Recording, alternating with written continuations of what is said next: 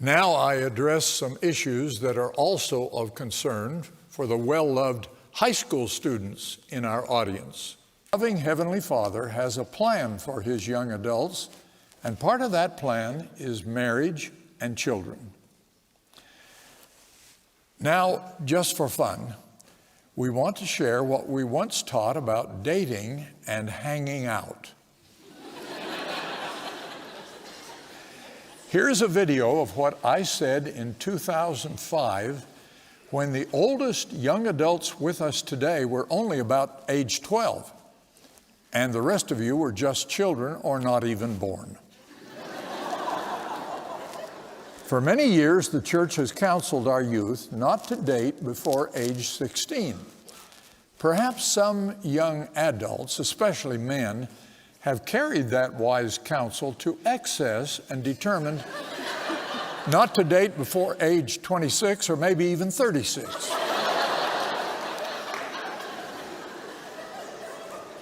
Now I invite you to go back with me and view this video from the year 2005.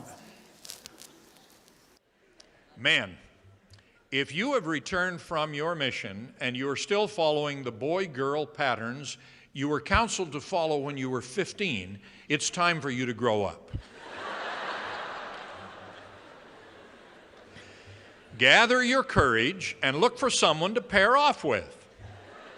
Start with a variety of dates, with a variety of young women. And when that phase yields a good prospect, proceed to courtship. It's marriage time. That is what the Lord intends for His young sons, adult sons and daughters. Men have the initiative, and you men should get on with it.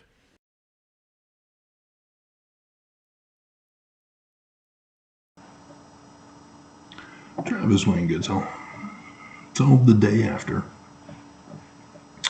And according to church law, Church of Jesus Christ of Latter-day Saints law, Elder Holland, now that his wife has been sealed to Jesus, is not going to be exalted, so he needs to get out there and go ask a woman to marry him and start having babies. That's the law. It's not my law.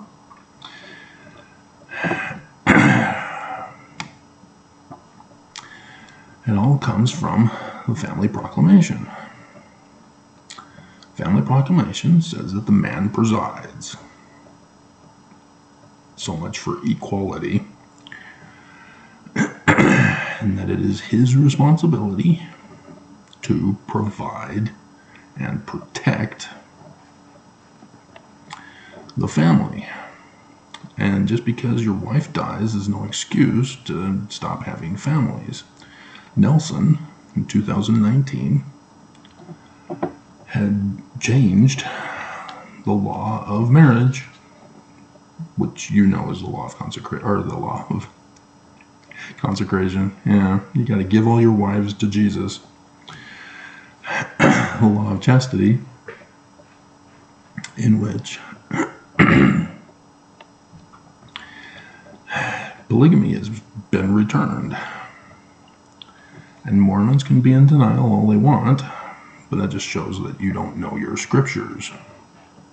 You don't know the church. You're trying to deny it and gaslight me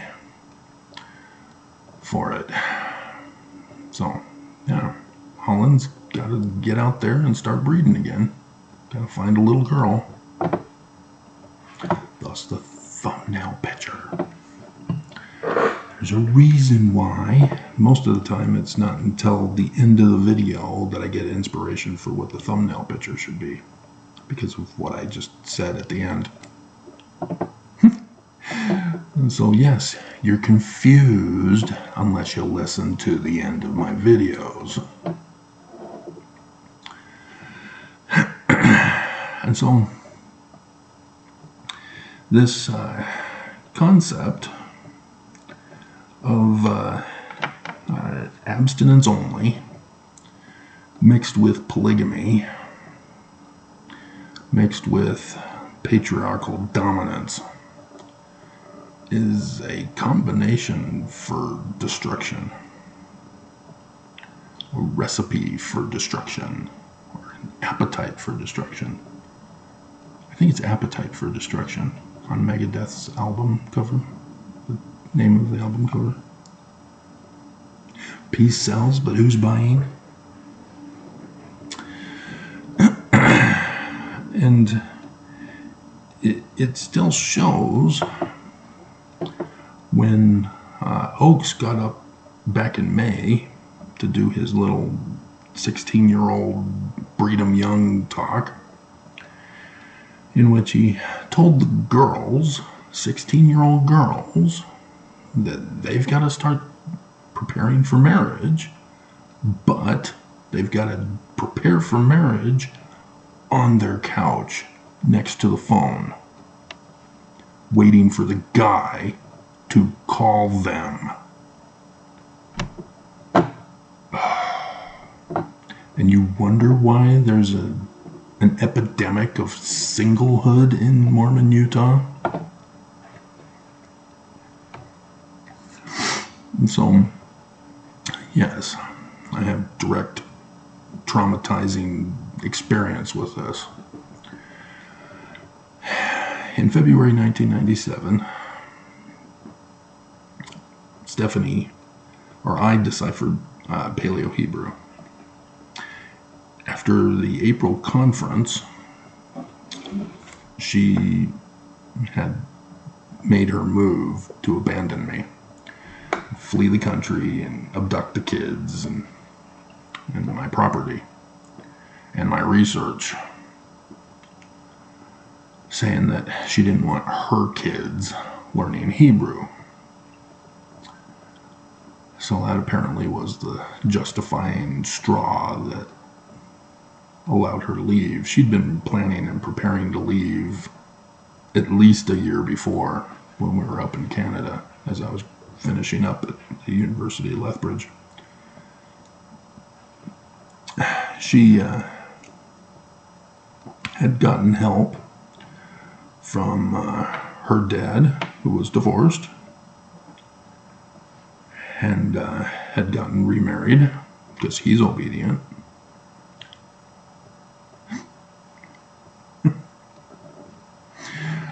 And her younger sister, who got back from her mission in Taiwan, also came down. And he had brought a trailer, U-Haul trailer, and hooked it up to our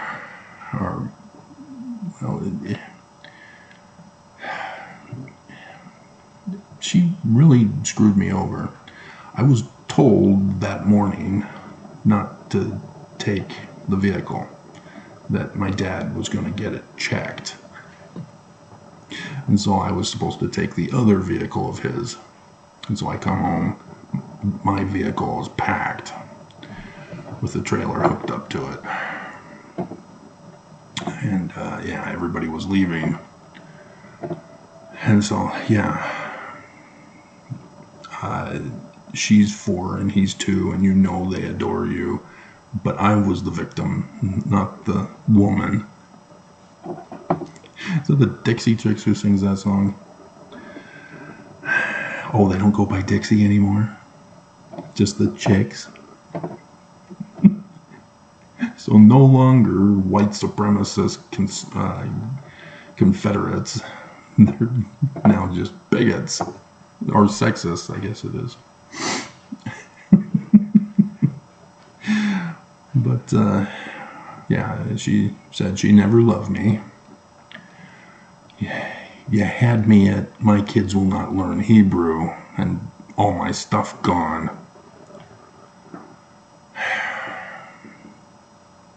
But my mom had previously blamed me while she was in hiding with my sister, one of my sisters, the oldest of my sisters. I'm the oldest in the family. And she came down and threw the family proclamation in my face. Didn't explain why. that I just needed to obey it. And yeah, it's because I had a full-time job working overtime and was about to get a promotion and a raise at the job I was working at. But it wasn't in accordance with their interpretation of the family proclamation.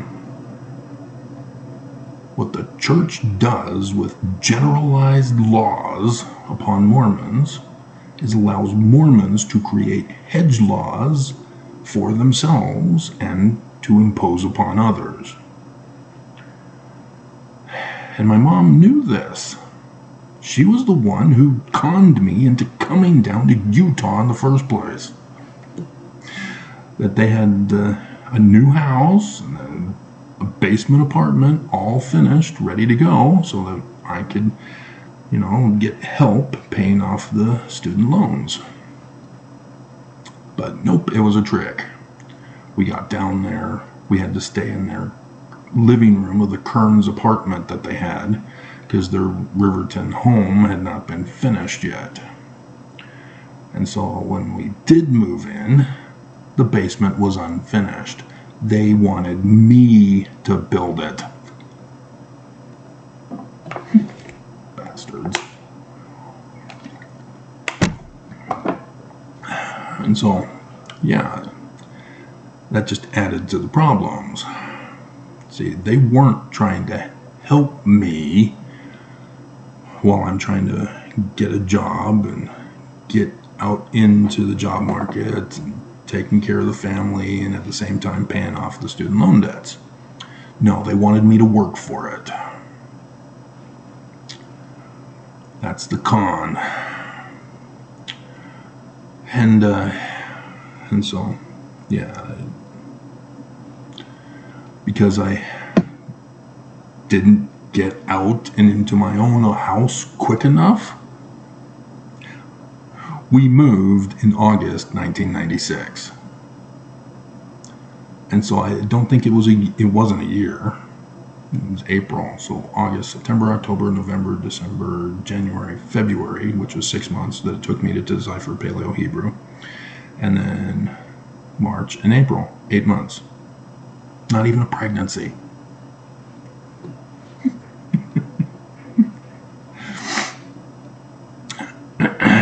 Apparently I was supposed to get out on my own, take care of the family in 8 months, and because I wasn't, I was in the wrong. I was in violation of the family proclamation.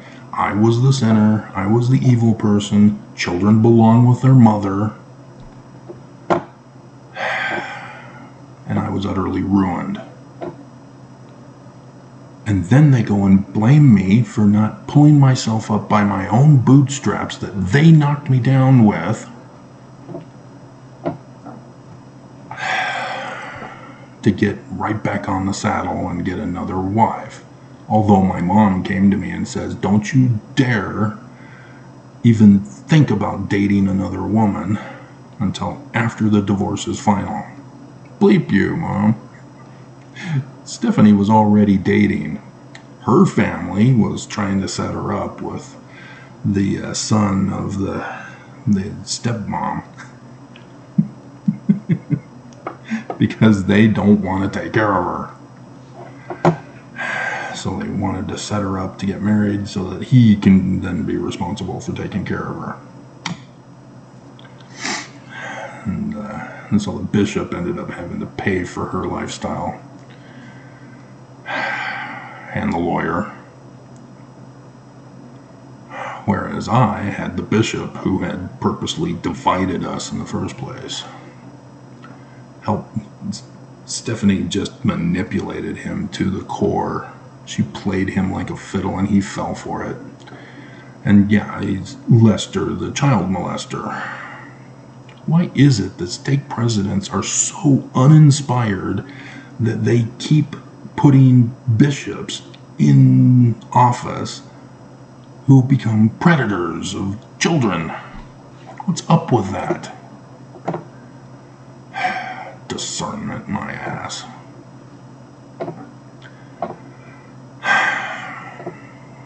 But Yeah, the stake president, after the divorce was finalized, called me into his office, didn't tell me what it was for.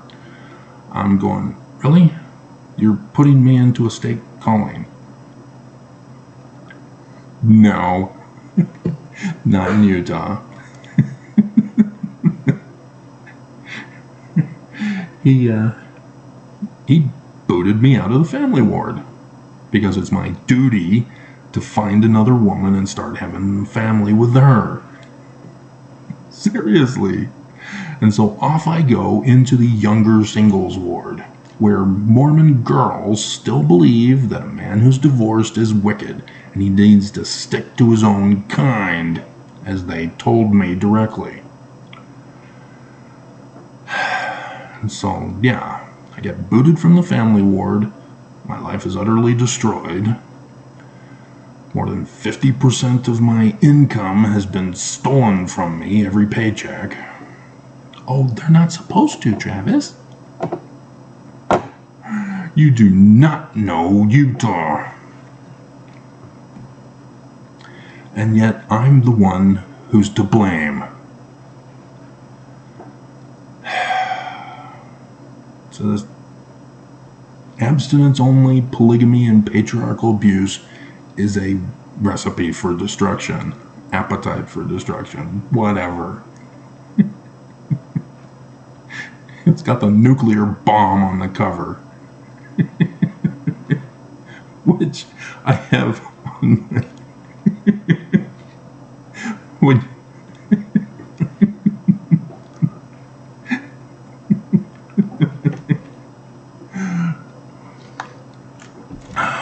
which is a dualism, because this year is what I was preparing for all this time, all these years since 2017. And so I put that up on my screen when I first turn on my computer and I have to log in, sign in. That's the picture that I have. And then the Stargate Atlantis girl, medical doctor, with the Pyramid Utopia. Hilarious. But yeah, and so it was awful. All of these little girls who didn't get called, sitting on their couch waiting for the boy, returned missionary, to ask them to marry them. Hello, Susie Durkins. This is Stephen Durkins, your brother. I just got back from my mission and I'd like to propose to you. I found you in the ward directory. Oh, yes, thank you.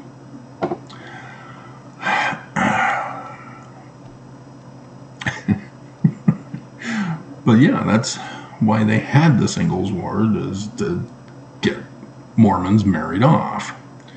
And instead it became a social club. And the women gathered together, and so the men are intimidated because they have to go into the group of women to single out one of them to marry them. But the women are in the group to protect themselves. Oh dear God. And when a couple do decide to start dating, they keep it a sacred secret from everybody else. Because they don't want people ruining it. Such paranoia. Dear God. And so, yeah, also abuse. Had my dream girl, redhead, come up to me at an activity where I was all alone and says, "Oh, why don't you come and join us?" And okay. And yeah, it wasn't to sit next to her. It was so I can feel like I belong, as nobody's talking to me still. You are never more alone than in a crowded Mormon room of singles. And so I then went and turned 30, and that was it. Technically, it's 31, I guess. Once you turn 31, you're out. You can't come to the exclusive younger singles ward anymore. You are a complete failure in life, and you've got to move on to the older singles ward now. And so I was dating Candy. Yep, Candy. And she knew the songs. I Want Candy, or Candy Girl. And her father already let it be known that he didn't want her dating me. And so she decided to dump me by dumping me off in the older singles ward, as she was pursuing older single guys, thinking that, she's younger, and therefore the older guys will desire her more than the same age peers in the older singles ward. Yeah, mean girls to the max. And so she most likely got married off soon after, but I didn't know about it because I got dumped off. And so yeah, we show up to church and I don't see her anymore. She's gone. She merges in. The older singles ward is bigger than the younger singles ward. Dear God.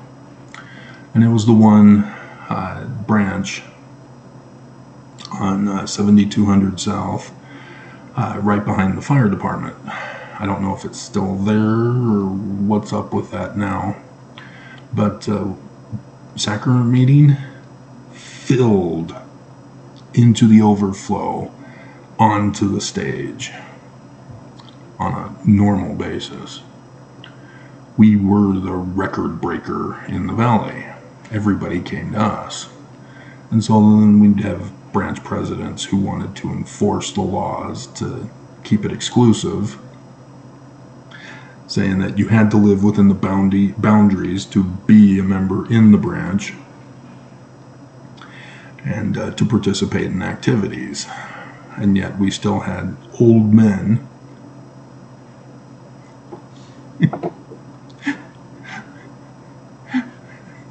whose wife died, who comes to these younger cougars saying as their pickup line, I can celestialize you. But apparently those younger women don't want to pursue older men. Women have drawn the line.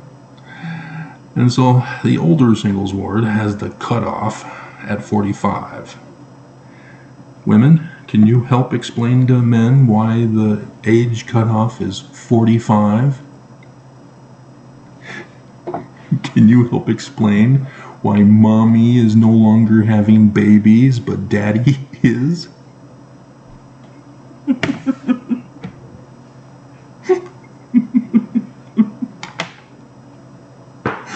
Oh, that's so awful.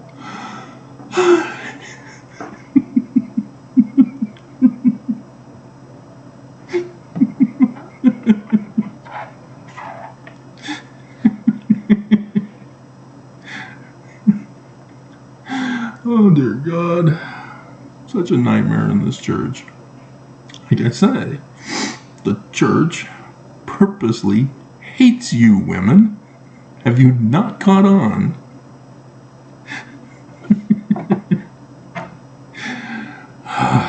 And so, yeah, in the older singles ward, there are lots of women who get desperate and they try to frame you and set you up so that they can attach the ball and chain to you. And then you get the abusive women who say right to your face, "You're not my type." Which I had to learn afterward meant they're not sexually turned on by me. Seriously, that's what type means, kids? Oh, man. But yeah, being divorced was a struggle. Still. Because the majority of the men literally were destroyed. They don't have jobs. They're divorced. And they're ruined. And so they're not the cream of the crop anymore. And the women, for the majority, were career women, successful, got their own place to live. Educated. And I warn you that when the church establishes their Zion, they're going to force your agency, whose plan of happiness is that again? To make you breeders. And there were older singles who said, "Good. That's the only way I'm going to get a man." So you're willing to do Lucifer's plan of happiness. You don't even think. But yeah, as a breeder, no education for you. You're breeding. No career. You're breeding. And I warn you, and you blame me.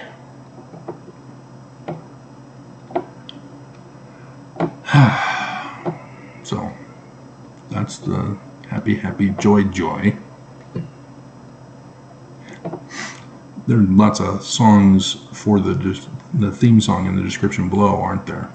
Well, I've already chosen it. It's Womanizer. So, yeah, that's the sad reality of this church, Mormons. And you think that it's true, when obviously it's not. But, yeah, that's the way it is.